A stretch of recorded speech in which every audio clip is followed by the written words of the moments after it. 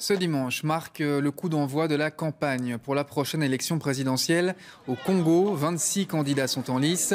Le 20 décembre, près de 44 millions d'électeurs inscrits se rendront aux urnes avec, entre autres, comme enjeu une meilleure redistribution des richesses dans le pays.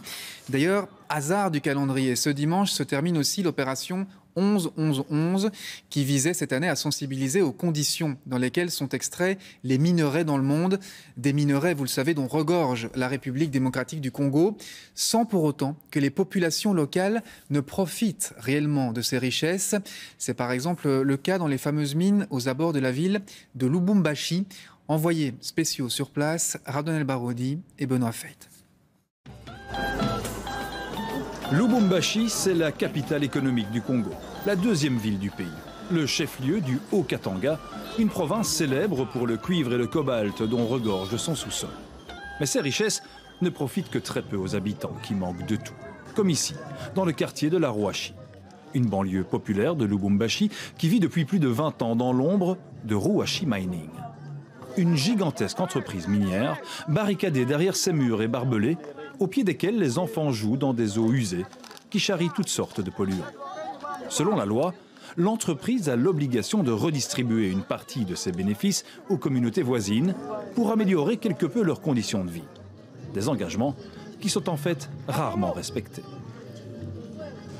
Le problème, c'est qu'aujourd'hui, nous n'avons pas de l'énergie. L'entreprise ne nous ramène pas le transformateur. Alors les gens profitent, ils empruntent de l'énergie, sinon notre énergie pour la communauté, c'est cette cabine qui n'est pas aujourd'hui opérationnelle. Face à cette extrême précarité, les habitants du quartier sont parfois tentés de franchir l'enceinte de la mine voisine pour y ramasser quelques bribes de minerais. Comme nous n'avons pas de boulot, nous sommes sensibilisés d'aller prendre quelque chose là-bas pour survivre. En arrivant là-bas, ils nous chassent comme des animaux. Selon ce témoin, la police ferait ainsi régulièrement usage de gaz lacrymogène et même de tirs à balles réelles contre les habitants du quartier. Mais nous avons les enfants ici, en tirant ces histoires. Comment nos enfants vont grandir? Il y a des bébés, ainsi de suite. Une communauté à qui il ne reste finalement que la débrouille pour survivre.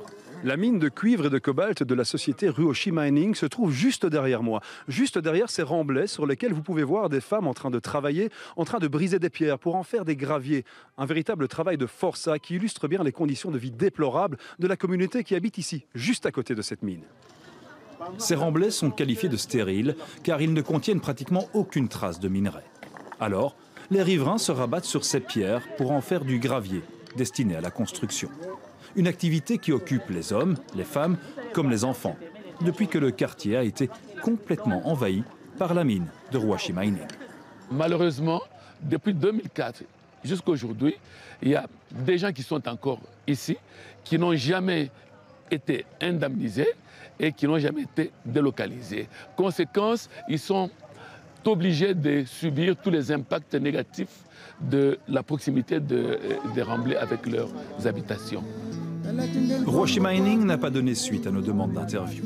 Les habitants, eux, affirment que la poussière qui flotte ici dans l'air provoque des infections des voies respiratoires chez les adultes comme chez les enfants.